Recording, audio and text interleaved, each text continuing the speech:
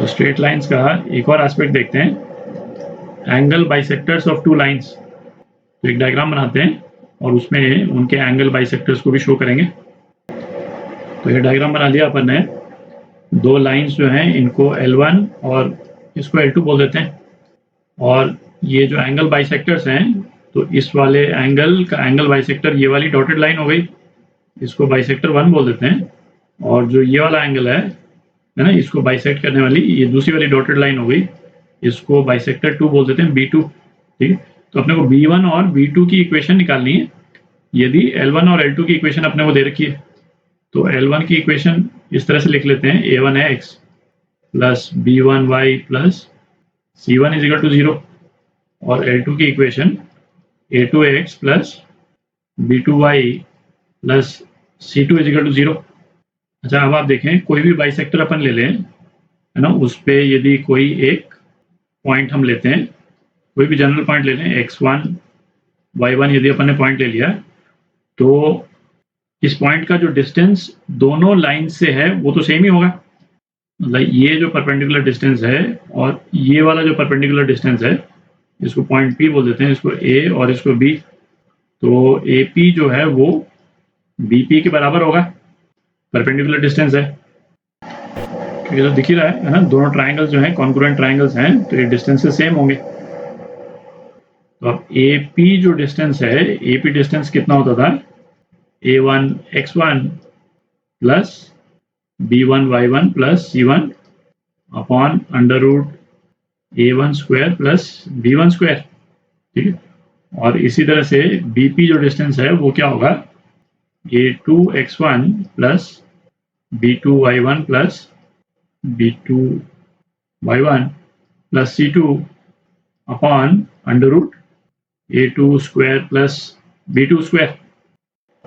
तो चूंकि AP जो है वो BP के बराबर है, तो इन दोनों एक्सप्रेशंस का जो मॉड खोल करके, है ना, अपन क्या लिख सकते हैं, A1 x1 plus B1 y1 plus C1 upon under root A1 square plus B1 square. ये किसके बराबर हो जाएगा, प्लस माइनस, है ना, मॉड खोल दिया अपन ने। इसको देख भी लेंगे अभी अपन, है ना, प्लस माइनस क्यों आया।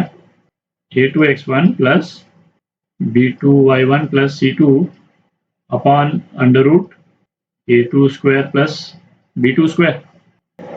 अपन ने इस एक्सप्रेशन में यहाँ पे प्लस माइनस का टर्म क्यों लाए, भी मॉड वाला फंक्शन जब अपन ने डिस्कस किया था, तो ये तो अपन देख ही चुके हैं, यदि कोई भी दो एक्सप्रेशंस का मॉड यदि सेम है ना, यदि मॉड अल्फा मॉड बीटा के बराबर है, और यदि अल्फा की वैल्यू 4 है ना, मॉड अल्फा नहीं, अल्फा की वैल्यू 4 है, तो बीटा की वैल्यू 4 होगी तब भी ये एक्सप्रेशन होल्ड करेगा, और बीटा की वैल्यू -4 होगी तब भी ये एक्सप्रेशन होल्ड करेगा।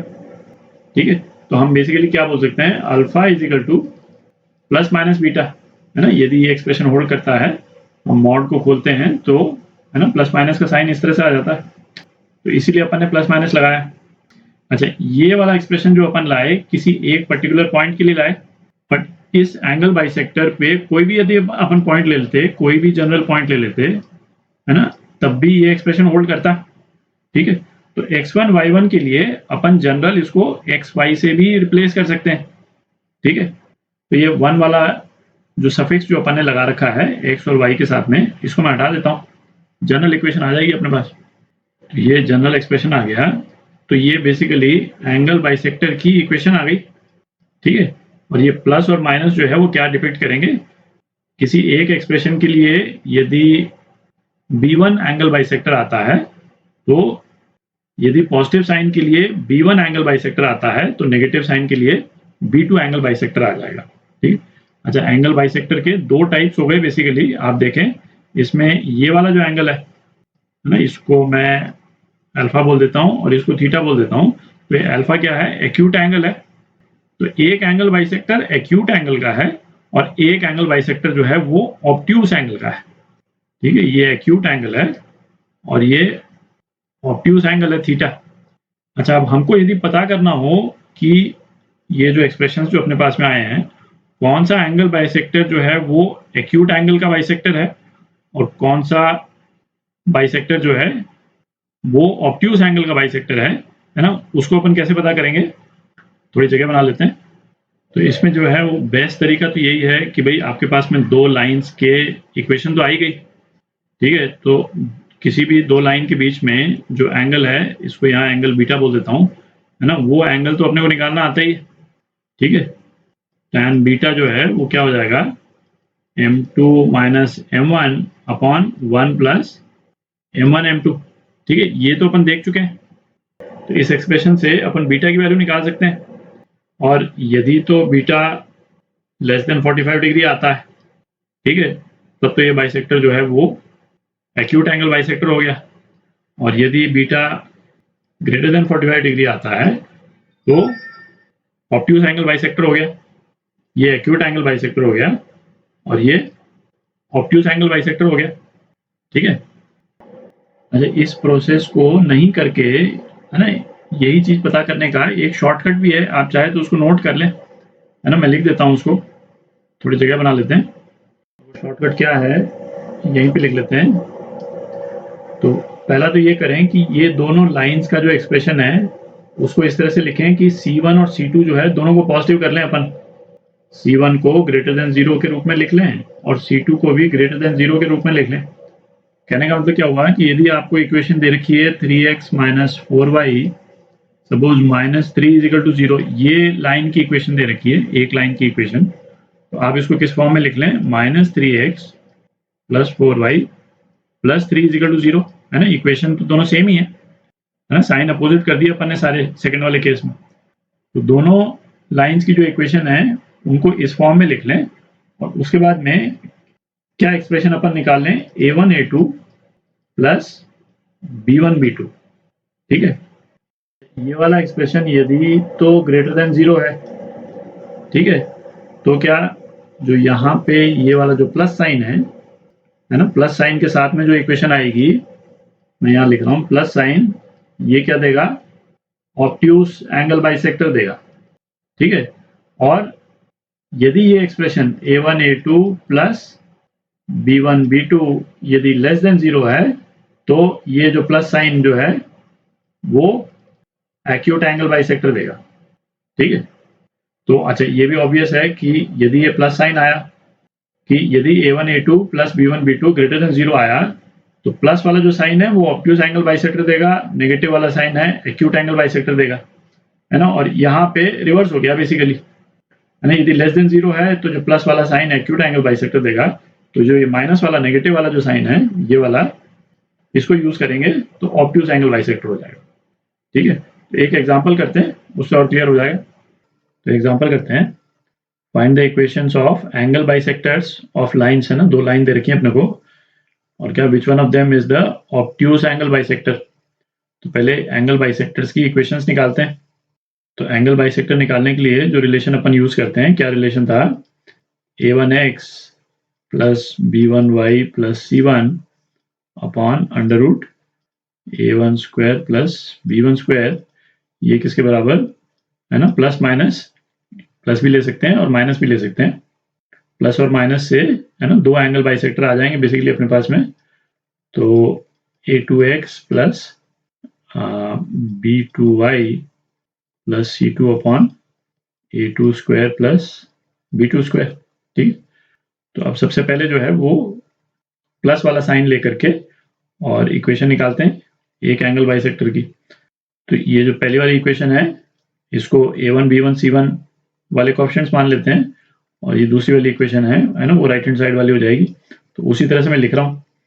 तो ये क्या हो गया, तो ये हो गया 3x minus 4y plus 12 upon under root 3 square plus 4 square, तो कितना आ गया, 5 आ गया, इज इक्वल टू, अपन प्लस साइन ले रहे हैं, मैं ना प्लस को डिलिबरेटली लिख रहा हूँ मैं, 5x plus 12y minus 8 upon a2 square plus b2 square, तो ये क्या है, 5 स्क्वायर प्लस 12 स्क्वायर, तो 169 अंडर रूट हो गया, तो 169 अंडर रूट 13 हो जाता है, ठीक।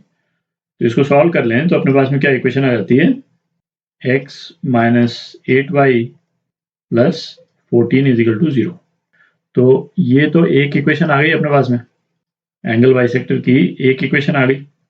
अब दूसरी वाली इक्वेशन के लिए है ना, यहाँ पे माइनस साइन को यूज करेंगे अपन, तो उसको भी निकाल लेते हैं। तो उसमें क्या हो जाएगा, 3x minus 4y plus 12 upon 5 is equal to minus sign, है ना, माइनस साइन यूज कर रहे हैं, 5x plus 12y minus 8 upon 13।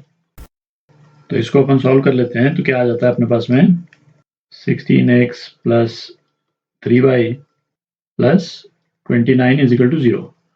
तो ये दूसरे एंगल बाइसेक्टर की इक्वेशन आ गई अपने पास। ठीक है, तो इन दोनों को नोट कर लेते हैं और थोड़ी जगह बना लेते हैं। तो इन दोनों एंगल बाइसेक्टर्स में से हमको ये पता करना है कि एक्यूट एंगल बाइसेक्टर कौन सा है। तो ऐसा करते हैं, ये वाला जो एंगल बाइसेक्टर है और इस वाली लाइन के बीच में जो एंगल है उसको निकाल लेते हैं। ठीक है, तो इस वाली लाइन को मैं L1 बोल देता हूँ, इसको L2 बोल देता हूँ। ठीक है, तो L1 का जो स्लोप है M1 वो क्या है, माइनस a/b होता है। ठीक है, तो ये कितना हो जाएगा, 3/4। ठीक है, और L2 का जो स्लोप है M2, है ना, वो कितना हो जाएगा, अगेन है ना, माइनस a/b, तो ये कितना 1/8 हो गया। ठीक है, माइनस के कारण ये पॉजिटिव हो गया, दोनों स्लोप्स जो है पॉजिटिव है। दो स्ट्रेट लाइंस के बीच में जो एंगल है उसको कैसे पता करते थे अपन, tan alpha mod of M2 minus M1 upon 1 plus M1 M2, है ना, ये होता था।